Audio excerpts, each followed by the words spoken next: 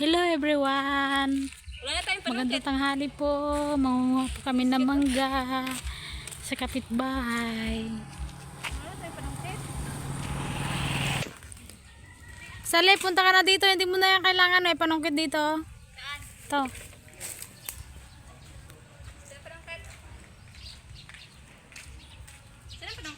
Ito nga po. Sali, ako na bahala dyan. May rabies ako ng aso. Chuchoy!